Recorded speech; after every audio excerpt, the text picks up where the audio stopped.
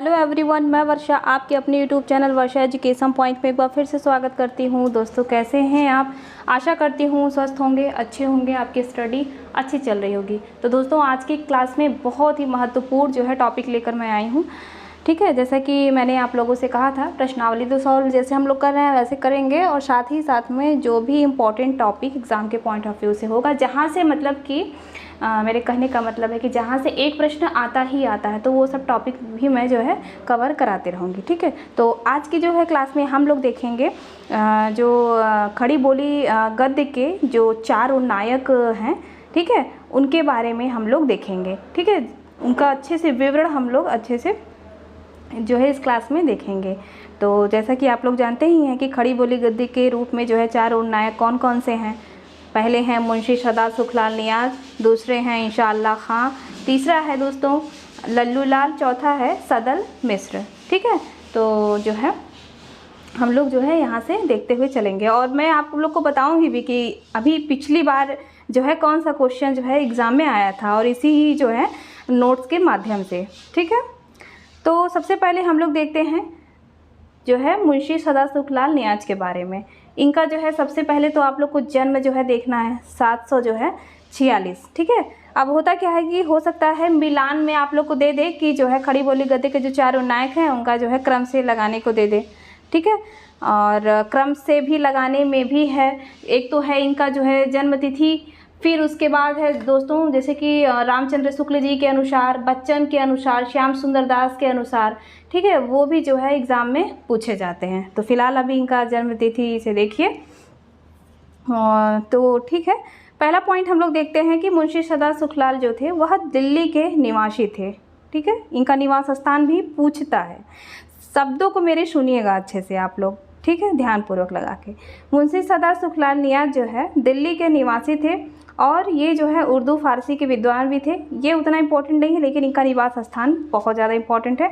ठीक, फिर अब क्या इनसे जो है संबंधित है कि इन्होंने जो है खड़ी बोली में सुख सागर की रचना जो है की, और वह जो है रचना किस पे आधारित है? वह रचना जो है विष्णु पुराण के जो है आधार पर लिखी गई है। तो प्रश्न पूछ सकता है कि मुंशी सदा सुखलाल नियाज़ की जो है कौन सी रचना जो है वह जो है खड़ी बोली में है और विष्णु पुराण के आधार पे है? तो आप लोग को बताना है सुख सागर। ठीक है, सुख सागर किसका है? मुंशी सदा सुखलाल नियाज़ का है, और यह खड़ी बोली में जो है रचना और विष्णु पुराण के आधार पर है। फिर जो है अब इनकी भाषा से संबंधित जो है पॉइंट ये मैंने यहाँ पे लिख दिया है। मुंशी सदा सुखलाल नियाज़ किस भाषा के पक्षधर थे? तो देखिए संस्कृत मिश्रित हिंदी। ठीक है, संस्कृत मिश्रित हिंदी या शिष्ट बोलचाल की भाषा, ये जो है पॉइंट नोट कर लीजिएगा आप लोग। और हो सके तो अगर आप लोग ना जो ये मेरा नोट्स है शॉर्ट्स क्या है, ये फुल है बट शॉर्ट तरीके से है, तो सारी चीज़ें हैं लगभग इसमें। अगर आप लोग नोट कर लेंगे तो ज़्यादा अच्छा होगा, वरना आप लोग 2-3 बार इसको ऐसे ही हेडफोन लगा के रिवाइज़ करेंगे तो भी काम हो जाएगा। इनका जो है एक कथन ही बड़ा इम्पोर्टेंट है कि भाषा की चिंता करते हुए इन्होंने लिखा है कि रस्मो रिवाज भाखा का दुनिया से उठ गया। ठीक है, ये जो है ये कथन जो है बहुत ज़्यादा पूछता है, और इन्होंने खड़ी बोली के गद्य के रूप को जो है भाखा कहा है। ये जो है पॉइंट याद रखिएगा। ठीक, इनका कथन क्या है? रस्मो रिवाज भाखा का दुनिया से उठ गया है, और इनकी भाषा शैली क्या थी? संस्कृत मिश्रित हिंदी या शिष्ट बोलचाल की भाषा। इनकी रचना सुख सागर विष्णु पुराण के आधार पर है। ठीक, इनकी एक अन्य जो है बहुत ही प्रसिद्ध रचना की बात करें तो पूछा जाता है मुंतख उत तारीख। ठीक है, मुंतख उत तारीख जो है किसकी रचना है? तो ये जो है मुंशी सदा सुखलाल नियाज़ की जो है रचना है, और इस रचना में इन्होंने अपना जीवन वृत्तांत लिखा है। ठीक है, देखिए इतना अच्छा पॉइंट आप लोग को देखने को मिल रहा है इसमें। ये मैंने बहुत मेहनत करके और एक जगह से जो भी मुंशी सदा सुखलाल नियाज़ से चीज़ें इम्पोर्टेंट हैं सारी जो है इसमें। ठीक है दोस्तों, आप लोग को मेहनत करने की ज़रूरत नहीं है, बस ये देख लेंगे काम हो जाएगा आप लोग का। तो इनकी रचना है मुंतखब उद तारीख, जिसमें इन्होंने अपना जीवन वृत्तांत लिखा है। ठीक है, 2 रचना है, सुख सागर और ये रचना। फिर जो है क्या है अगला जो है पॉइंट है कि इनका सुख सागर अभी मैंने बताया, यह विष्णु पुराण और भागवत के नैतिक प्रसंगों पर आधारित है। मुंतखब उत तावारीख ये जो है इनकी जो रचना है, इसमें जो है इन्होंने अपनी संक्षिप्त जीवनी जो है लिखी हुई है। प्रयाग मतलब ने जो है यहाँ पे प्रयाग में कथा वार्ता करते हुए 1824 में इनकी मृत्यु हो गई। मृत्यु उतना इम्पोर्टेंट नहीं है, बट ठीक है, आप लोग देख लीजिएगा। बस इससे ज़्यादा मुंशी सदा सुखलाल नियाज़ के बारे में नहीं पूछेगा। फिर अगला पॉइंट हम लोग देखते हैं। अगले जो है खड़ी बोली गद्य के नायक हैं इंशा अल्लाह खां। इंशा अल्लाह खां के जन्म के संबंध में ज़्यादा मतलब कुछ उतना नहीं है प्रमाणित। इनकी मृत्यु जो है दिया हुआ है 1818 में जो है इनकी मृत्यु हुई है। इनका जो है जन्म जो है याद रखिएगा आप लोग मुर्शिदाबाद, ठीक। और मुंशी सदा सुखलाल नियाज़ का ये दिल्ली के निवासी थे।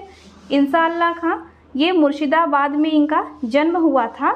अब देखिए ये पॉइंट, कौन सा पॉइंट, ये वाला देखिए, ये जो है शाह आलम द्वितीय के समय दिल्ली आ गए थे। फिर उसके बाद ये आसिफ उद दौला के दरबार में लखनऊ, मतलब 2 जगह ये गए। वहाँ पे क्यों इन्होंने जो है छोड़ के लखनऊ आए, क्योंकि वहाँ की जो शाह आलम द्वितीय का जो शासन था वहाँ पे दिल्ली में, उस समय आर्थिक स्थितियाँ ख़राब हो गई थी, ठीक है, काफ़ी ज़्यादा मंदी हो गई थी वहाँ पे। तो ये जो है आसिफ उद दौला के दरबार में लखनऊ आ गए। तो प्रश्न पूछ सकता है कि खड़ी बोली गद्य के उन नायक कवियों में से कौन है जो दिल्ली और लखनऊ दोनों जगह जो है गए थे। तो दिल्ली और लखनऊ अगर आए दोनों, तो इंशा अल्लाह खां जन्म वो पूछे थे मुर्शिदाबाद, ठीक है। इनकी रचना है दोस्तों रानी केतकी की कहानी, ठीक है। रानी केतकी की कहानी इनका जो है रचना है। इसे उदयवान चरित्र भी बोलते हैं। और इसका जो समय है, इसका समय में थोड़ा सा जो है इधर देखिए कन्फ्यूजन था, लेकिन मैंने यहाँ पे दोनों जो है लिख दिए। ज़्यादातर ये है 1798 से ये जो है 1803। तो आप लोग यही याद करिए, रानी केतकी की कहानी, ठीक, 1798 से 1903। और ये जो है रानी केतकी की कहानी में विशुद्ध हिंदवी का जो है प्रयोग किया गया है, ठीक है। किसकी रचना है यह? रानी केतकी की कहानी। यह इंशा अल्लाह खां की जो है कहानी है। और इसमें जो है मतलब मेनली ये याद कीजिए, इसमें लौकिक श्रृंगार में प्रेमाख्यान परंपरा का जो है सूत्रपात किया गया है, ठीक है। रानी केतकी की कहानी में सर्वप्रथम खड़ी बोली गद्य साहित्य में लौकिक श्रृंगार में प्रेमाख्यान परंपरा का जो है सूत्रपात किया गया है। और एक चीज़ और यहीं आप लोग नोट कर लीजिएगा, क्या कि रानी केतकी की कहानी किस प्रकार की है? यह एक हास्य प्रधान जो है ये रचना है, ठीक है दोस्तों, ये जो है याद रखिएगा। और हिंदी की पहली मौलिक लिखित गद्य कथा भी इसे कहा जाता है। हो सके तो लिख लीजिएगा, कुछ चीज़ें हैं छूट जाती हैं, लेकिन अब सडनली याद आ रहा है। तो अभी आप लोग रचना के बगल में यहाँ पे लिखिए कि रानी केतकी की कहानी यह हास्य प्रधान रचना है और इसे हिंदी की पहली मौलिक लिखित गद्य कथा स्वीकार किया जाता है, ठीक है। एक एक शब्द को अच्छे से समझते हुए चलिएगा। फिर अब क्या देखिए, अब हम लोग बात करेंगे इंशा अल्लाह खां की जो भाषा थी, शैली, वो क्या थी। जैसे संस्कृत निष्ठ थी सदा सुखलाल जी की, इनकी क्या थी? इनकी थी चटकीली, मटकीली, मुहावरेदार और चलती भाषा, ठीक है। ये देखिए मैंने लिखा हुआ भी यहाँ पे है। रानी केतकी की कहानी हिंदी की पहली मौलिक लिखित गद्य कथा है। रानी केतकी की कहानी में सर्वप्रथम खड़ी बोली गद्य साहित्य में लौकिक श्रृंगार में प्रेमाख्यान का सूत्रपात, और यह जो है हास्य प्रधान है। ये देखिए फ्रेमिंग करके मैंने यहाँ पे लिख दिया है, तो आप लोग जो है अच्छे से याद कर लीजिएगा। अब हम लोग आते हैं लल्लू लाल जी के बारे में पढ़ते हैं, ठीक है। 2 नायक हो गए, उन इससे अलावा नहीं, मुझे नहीं लग रहा है कि आएगा, ठीक है। और अब पढ़ते हैं हम लोग लल्लू लाल जी के बारे में। ये जो है इनका जो जन्म है ये 1763 ईस्वी, आप लोग याद रखिए, ठीक है, 1763 ईस्वी। और फिर इनकी जो है मृत्यु की बात करें तो 1825। और सदा सुखलाल नियाज़ का क्या मैंने बताया था, प्रयाग में कथा वार्ता कहते हुए 1824 ईस्वी में मृत्यु हुई थी। हालांकि जन्म ही ज़्यादा महत्वपूर्ण होता है, लेकिन ठीक है, जानते रहिए आप लोग, ठीक है। जो है इसमें जो है आप लोग को लल्लू लाल जी में पॉइंट ये याद करना है कि यह आगरा के रहने वाले गुजराती ब्राह्मण थे। तो प्रश्न पूछ सकता है ऑप्शन दे के इंशा अल्लाह खां, सदल मिश्र, ठीक, लल्लू लाल जी। तो कौन जो हैं वह आगरा के रहने वाले गुजराती ब्राह्मण थे, तो लल्लू लाल जी थे, ठीक।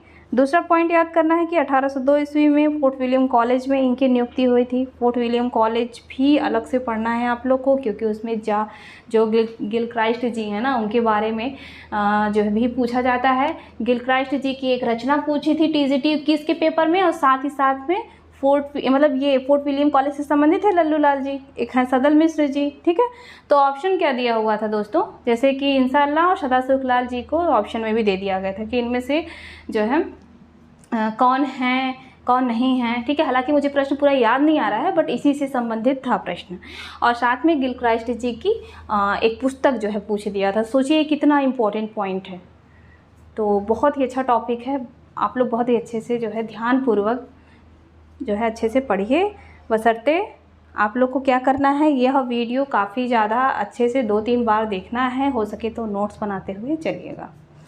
तो नंबर 2 पॉइंट क्या है कि जो लल्लू लाल जी थे वह 1802 ईस्वी में फोर्ट विलियम कॉलेज में इनकी नियुक्ति हुई थी। फिर तीसरा पॉइंट है कि 16 सितंबर 1805 ईस्वी को इन्हें दोबारा जो है भाखा मुंशी के पद से हटना पड़ा और हिंदुस्तानी अनुवादकों के साथ यह जो है कार्य करते रहे। तो जो है दोस्तों इनकी जो है प्रमुख कृतियों की बात करें तो सबसे पहला इनका आप लोग प्रेम, जैसे है तो इनकी 11 कृतियाँ, बट प्रेम सागर से अच्छे से प्रश्न बनता है। तो प्रेम सागर को डिटेल में हम लोग पढ़ते हैं। लल्लू लाल जी की सबसे प्रसिद्ध रचना है प्रेम सागर। इसमें भागवत के 10वें स्कंध की, ठीक है, 90वें अध्याय में जो है यह कथा वर्णित है, ठीक है। तो ये आप लोग को पॉइंट याद रखना है। लल्लू लाल की सबसे प्रसिद्ध रचना है यह। इसमें भागवत के 10वें स्कंध की कथा 90वें अध्याय में वर्णित है। प्रेम सागर, प्रेम सागर बहुत ही महत्वपूर्ण है लल्लू लाल जी की। सन 1567 में चतुर्भुज मिश्र ने ब्रज भाषा में दोहा चौपाई छंद में के अंतर्गत भागवत के 10वें स्कंद का अनुवाद जो है किया था, ठीक। उसी के आधार पर लल्लू लाल ने जॉन गिलक्राइस्ट की प्रेरणा से फोर्ट विलियम कॉलेज के विद्यार्थियों के शिक्षण के लिए रचना की।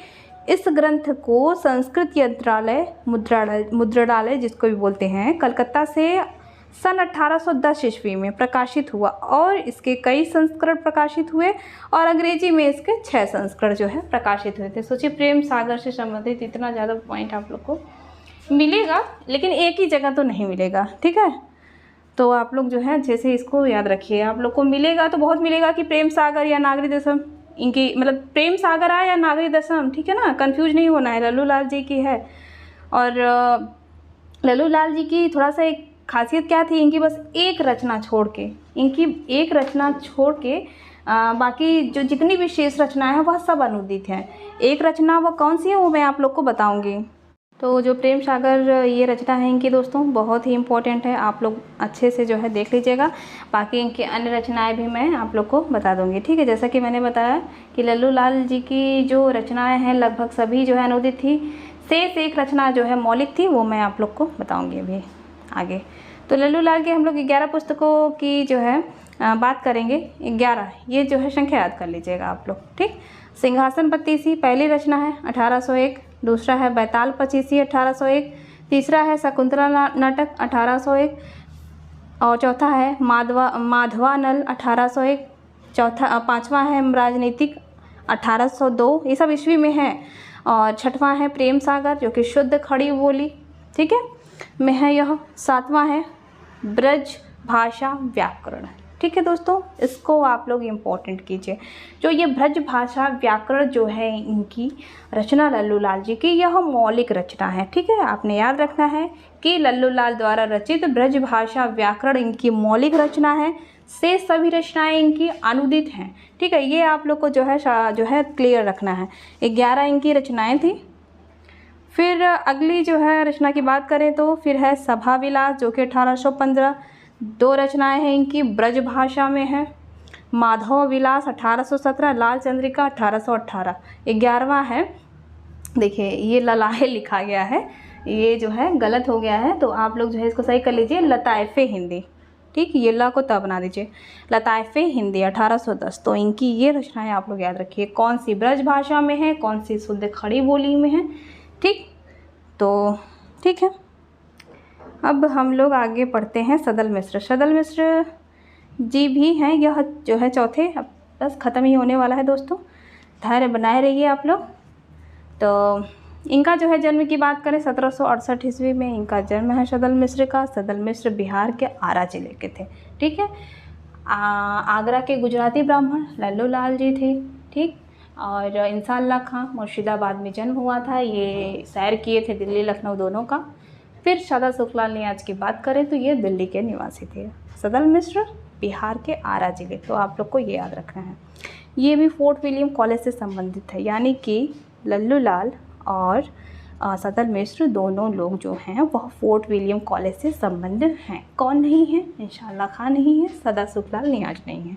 ठीक है, इनकी 2 रचनाएं हैं, नचिकेतोपाख्यान और जिसे चंद्रावली भी कहते हैं, इसका जो है समय 1803, दूसरा है रामचरित। ठीक, दोनों बहुत ही प्रसिद्ध इनकी रचना है, काफ़ी ज़्यादा पूछा जाता है एग्ज़ाम में। अगला है कि नचिकेतोपाख्यान वस्तुतः यजुर्वेद के आधार पर कठोपनिषद में वर्णित नचिकेता ऋषि की कथा है। ठीक है, ये जो है थोड़ा इसके विषय से संबंधित है। नचिकेतोपाख्यान वस्तुतः यजुर्वेद, देखिए यजुर्वेद और ये नचिकेता ऋषि, ये क्यों मैं यहाँ पे हेड जो है अंडरलाइन कर ली हूँ, क्योंकि यजुर्वेद के स्थान पे आप लोग को ऋग्वेद दे देगा, अथर्ववेद दे देगा, तो ये सब पॉइंट आप लोग याद रखिए। और जहाँ मैं ऐसे अंडरलाइन करती हूँ वो तो विशेष रूप से आप लोग याद रखिए। ठीक है, तो नचिकेतोपाख्यान वस्तुतः यजुर्वेद के आधार पर कठोपनिषद में वर्णित नचिकेता ऋषि की कथा है। रामचरित अध्यात्म रामायण का अनुवाद है। इसमें कुल 7 कांड हैं, मोस्ट इम्पॉर्टेंट है दोस्तों। ठीक है, रामचरित ये अध्यात्म रामायण का अनुवाद है, इसमें कुल 7 कांड है। इधर देखिए, इधर नोट में मैंने लिखा हुआ है अलग से कि सदल मिश्र द्वारा हिंदी पार्शियन वोकैबुलरी उल्लेखनीय ग्रंथ है। इस पर उन्हें कंपनी सरकार से भी पुरस्कार प्राप्त हुआ है। ठीक है, तो ठीक है दोस्तों, ये रहे हम लोग के खड़ी बोली जो गद्य के नायक हैं 4 कवि, उनके बारे में। और जो अभी बस इसमें छूट क्या गया है, इसमें छूट ये गया है जो क्रम से मैंने आप लोग को अभी स्टार्टिंग में ही पढ़ाते हुए बताया था कि क्रम से पूछता है कि रामचंद्र शुक्ल जी के अनुसार क्रम क्या है, बच्चन जी के अनुसार क्या है, श्याम सुंदर दास जी के अनुसार क्या है, वो मैं आप लोग को कल क्लास में क्लियर करा दूँगी। ठीक है, आज के लिए इतना ही बस। इसके अलावा दोस्तों कुछ भी बाहर नहीं आएगा, बाकी आप लोग को एक्स्ट्रा जो भी पढ़ना होगा पढ़िएगा। ठीक है, तब तक के लिए धन्यवाद। अच्छे से पढ़ाई करते रहिए, मिलते हैं नेक्स्ट क्लास में।